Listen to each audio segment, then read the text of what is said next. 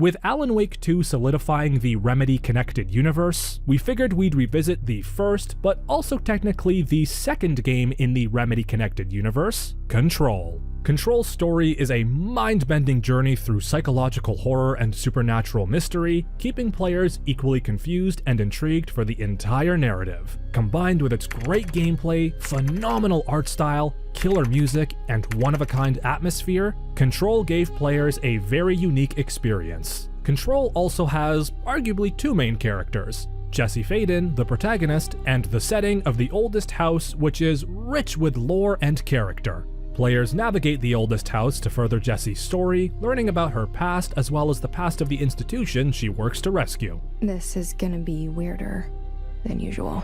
Welcome to Game Rant, everyone. I'm Bilal, and here is the full story summary and recap of Control.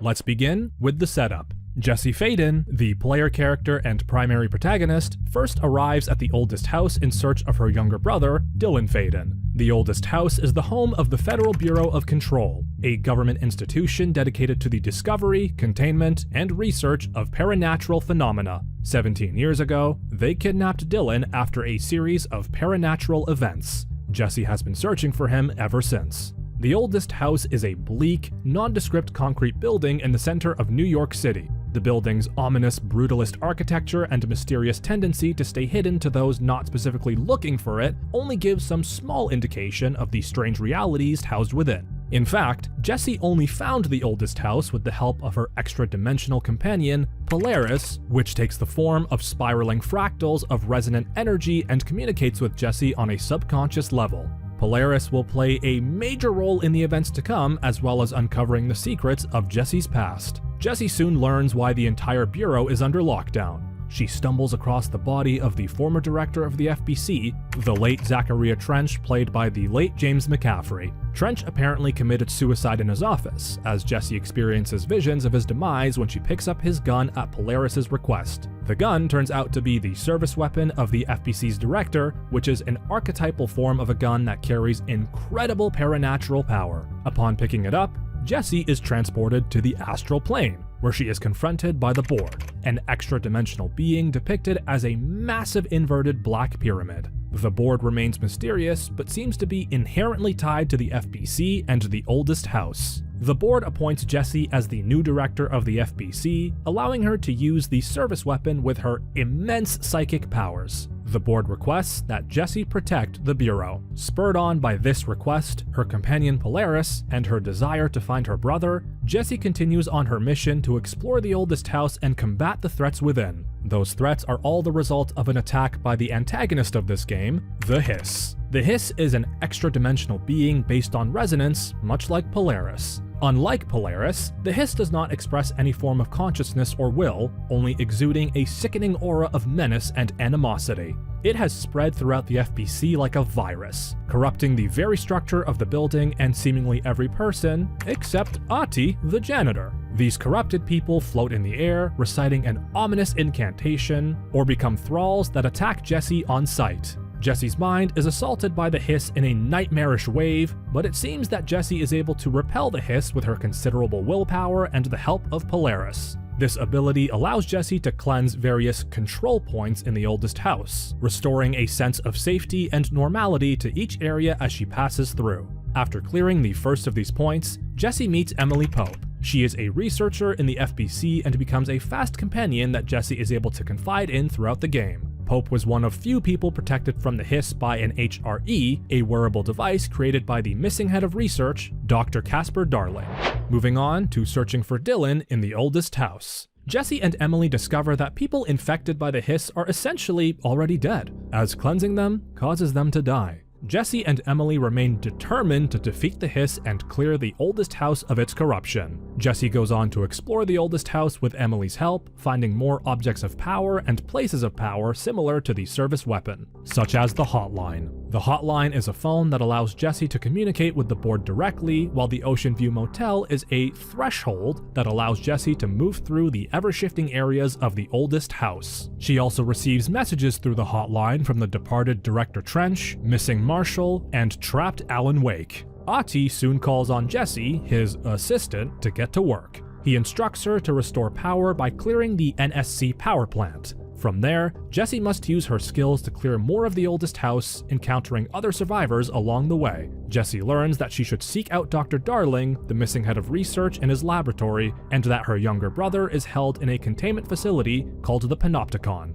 Upon finding Dylan's cell, Jessie discovers that he has escaped. He has voluntarily turned himself over to FBC agents. He is simply waiting for her back at the executive wing, Emily and Jessie's central base of operations. Dylan was corrupted by the Hiss, but has maintained some of his former self. He finds the Hiss a friendly presence, even taking pleasures from its corruption. He seems to trust Jessie, but has a deep hatred for Polaris, telling Jessie not to trust her. Dylan welcomed the Hiss as an escape from the oppressive Bureau, as well as Dr. Darling and Director Trench, whom he resents and despises. Throughout the rest of the game, Dylan at times represents the Hiss, acting as a symbolic opposite to Jessie and Polaris. After speaking to Dylan for the first time in 17 years, Jessie goes to the Prime Candidate program to find out what happened to him while they were apart.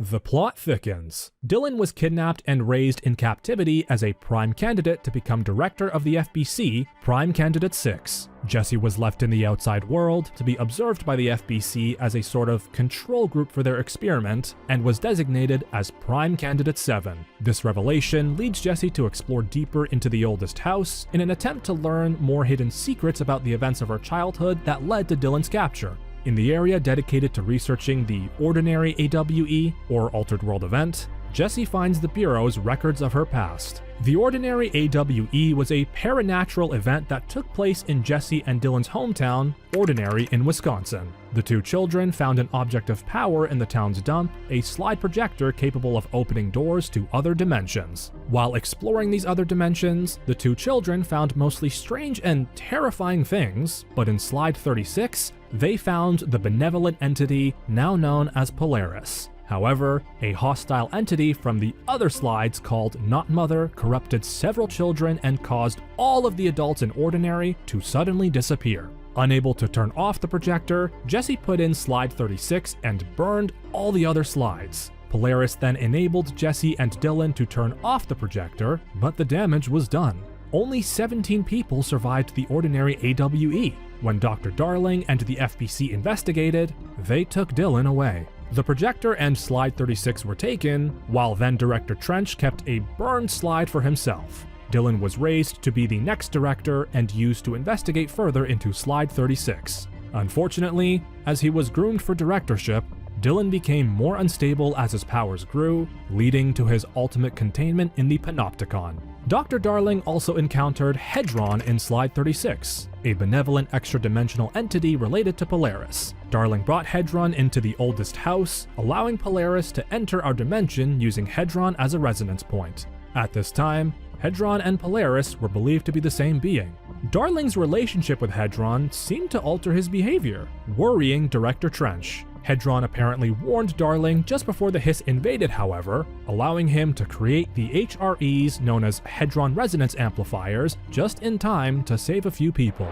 And now, approaching the end. After learning all of this, Jessie goes on to try and find the slide projector object of power in dimensional research. In order to reach this area, Jessie first goes to the Foundation, seemingly the origin point of the oldest house. There, Ahti gives her his cassette player, which allows Jessie to traverse the Ashtray Maze courtesy of the song Take Control by the Old Gods of Asgard, and to reach dimensional research. It's in this sequence that implies that Ahti may be far more powerful than previously thought, and if you've played Alan Wake 2, this theory gets further implied. In dimensional research, Jessie discovers the Hedron Research Lab where Dr. Darling disappeared. Jessie inadvertently allows the Hiss to enter the Hedron's chamber, however, and Hedron is finally destroyed by the Hiss. This casts Polaris out of our dimension, but Jessie believes that Polaris has been destroyed.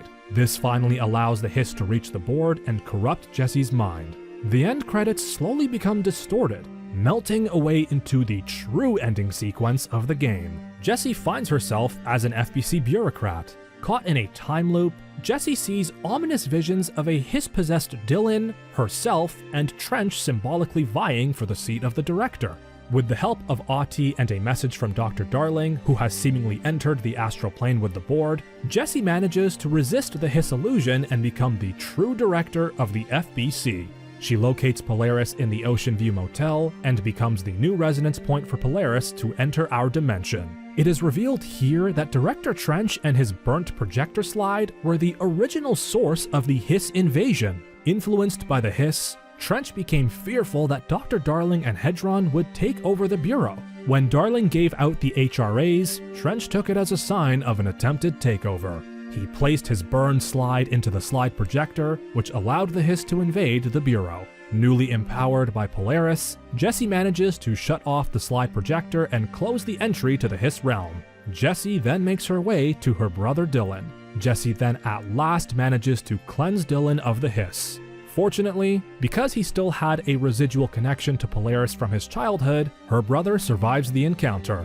Instead, he enters a deep coma. With the Hiss now cut off from its source power, Jessie determines to clear its remnants from the oldest house before ending the FBC lockdown. With Jessie as the true director and Dylan still in the coma at the end of the game, and with Alan Wake 2 and its DLC foreshadowing what's next for the oldest house and Jessie, there is plenty of room to expand the story just in time for Control 2.